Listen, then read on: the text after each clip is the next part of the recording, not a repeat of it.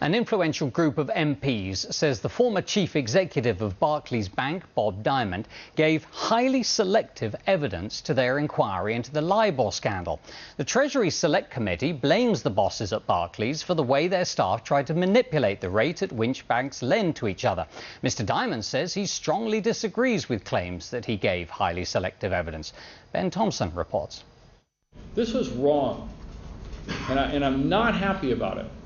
Former Barclays boss Bob Diamond giving evidence to MPs last month about the bank's role in the global rate rigging scandal. But today's report calls his evidence into question. It says Mr. Diamond's submissions were at times highly selective and fell short of what Parliament expects. It goes on to criticise the bank itself, saying the board presided over a deeply flawed culture, with management turning a blind eye. But Mr. Diamond refutes those allegations, saying, "I answered every question that was put to me truthfully, candidly and based on information available." He also takes issue with the attacks on Barclays' culture, pointing out that the bank was one of the only institutions that didn't seek financial help from the government.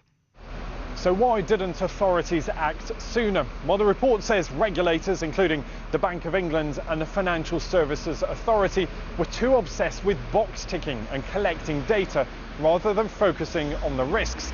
For its part, the Bank of England says it doesn't oversee LIBOR submissions, and the responsibility for that, it says, lies elsewhere. Mr. Diamond and Chairman Marcus Aegis did quit following the scandal. But the report also makes recommendations for reform. It says there should be bigger fines to deter wrongdoing, new criminal laws to prosecute those found guilty, and better regulation to spot fraud as it happens. Today's damning report is the first but not the only inquiry into rate rigging.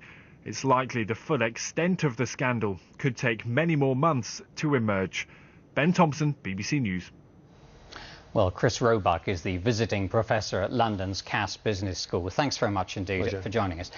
I don't wish to be cynical, but we have lots of inquiries. We seem to have lots of committees. Indeed. And nothing seems to get done. Well, it's not only that, but with this LIBOR thing, the Treasury Select Committee has been superseded by events to some degree, because we now have American investigators looking at LIBOR, and they are saying from their perspective, actually, Barclays was the one that owned up, but there could also be issues around UBS, which is a Swiss bank, Deutsche Bank, German bank, JP Morgan, Citigroup, which are American banks.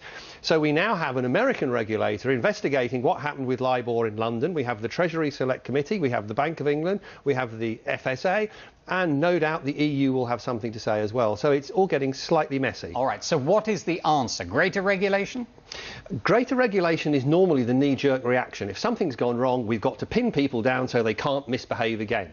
The problem with that is that the more you regulate, the more difficult it makes it for the organisation to do business. The more the people who aren't misbehaving, and let's be absolutely clear on this, we're talking about a very, very few people in an organisation of over 100,000 people who misbehaved, and everyone else was behaving with integrity. You have to balance the regulation against doing business. And also, you cannot regulate people into behaving with integrity, because there are other things you can do that you don't want people in organisations to do that aren't illegal and you can't regulate against. All right, there used to be a rule, didn't there, that all the banks had to be within 10 minutes walk of the Bank of England. Indeed. And then, of course, that was scrapped so they could all move over to the Docklands. Yep. Isn't the truth that the Bank of England actually wasn't keeping a close enough eye on this? That is probably something that people could make a comment on. And if we look back at this LIBOR process as it was, went back to the old city as you have described it. My word is my bond. There were no computers. There was no electronic trading. The only way that you could get the data was somebody making a phone call and saying, what's your interest rate? And in those days, everybody was expected to give an answer with integrity. But as soon as you introduced electronic trading, you took the personal side out of it. And what then happened was people were pushing for profit. A system that was based on a telephone call and integrity was ripe for misuse in a completely different, more aggressive culture. That's what happened. And what happens now is we must replace it with something that fits the culture, that balances regulation, imposes good leadership from the leaders of the banks onto their employees so they know what's right and they know what's wrong, and then hopefully it will never happen again. Let us see if that We will comes in. see. Professor Chris Roebuck, thank you very much Thank you. indeed.